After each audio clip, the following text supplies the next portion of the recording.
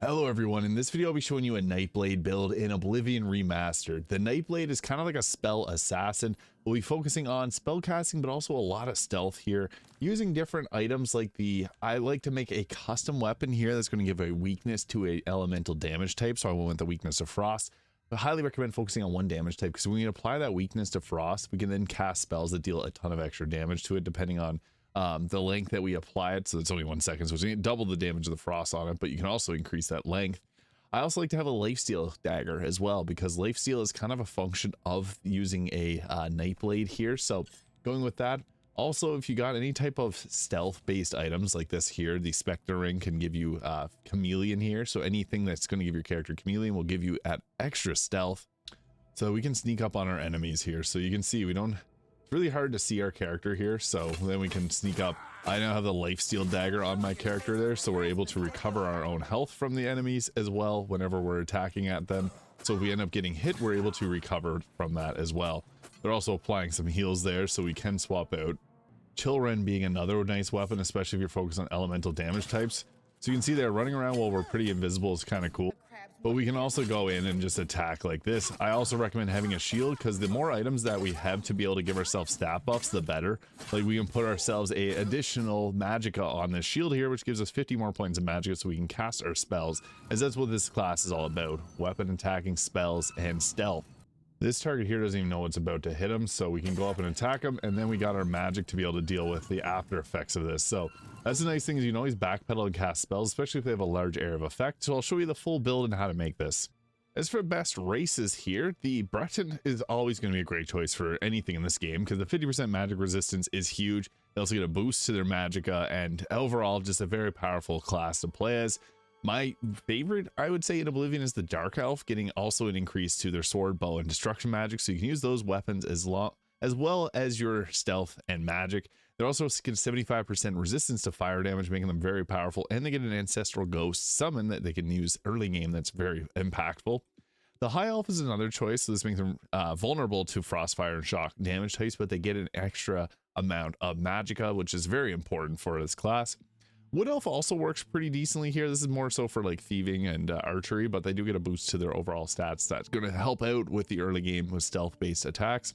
Khajiit is another good choice here. Intelligence, quick, and agile, so excellent thieves, and they also can see in dark. So I would say the best ones are Breton, Dark Elf, High Elf to a lesser degree, and same as Wood Elf. The best two are probably the Dark Elf, Breton, and even the Khajiit there. So obviously play what you like, but those would be the best. As for Birthsigns, the Thief is always going to be a good one because this gives a extra 30 stats, whereas some of the others only give you 20. And it gives you luck, which takes 4 points to level it up in out of your 12 that you get every time you level up. So it does become costly to level this stat up, so that's a nice one to have. And agility and speed will both be useful to your character. Mage is always a good sign. 50 extra magicka is always effective. The warrior getting a +10 endurance and strength can be okay as well. It's not the best choice. I would say that the Lord is probably a better one, which got buffed heavily in Oblivion Remastered, giving us a 15 armor rating and 15 magical resistance. That 15 armor rating is extremely useful throughout the whole game, but especially early on, making you very tanky. The Lady is another great choice here, giving you a fortified willpower, 10 points, and fortified endurance. Endurance is going to give you more health, and willpower is going to help with your not only stamina recovery rate, but also your magicka recovery rate. So that one can work well too. For those that want to use a very unique playstyle, the Atronach here is very solid because it makes it so you can regenerate your magicka, which is difficult, but you can absorb spells, and you get a bonus of 150 magicka, so that's a huge bonus. 50% spell absorption is also extremely useful too, because this can mean that you take less damage and you get your spells back from just getting hit. The Apprentice I wouldn't fully recommend because you take extra magic damage. The Steed's also not that great, so Thief is great for just overall stats. Mage for the extra armor or extra magicka. Lady for the extra regeneration and overall health. Lord for better armor, and then the Atronach if you want something unique.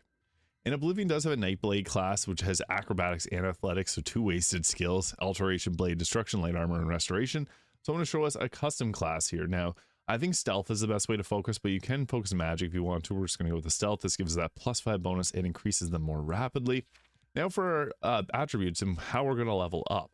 Intelligence is an important one, and also I guess a combination of endurance, agility, and even willpower. So I'd recommend endurance and intelligence. Getting your health and maximum magicka up early on is really effective. Gives us a +5 bonus. So As we level, it's probably best to go with your intelligence, because more magicka means more spell casting, which is really nice, and maximum health points between endurance is also useful.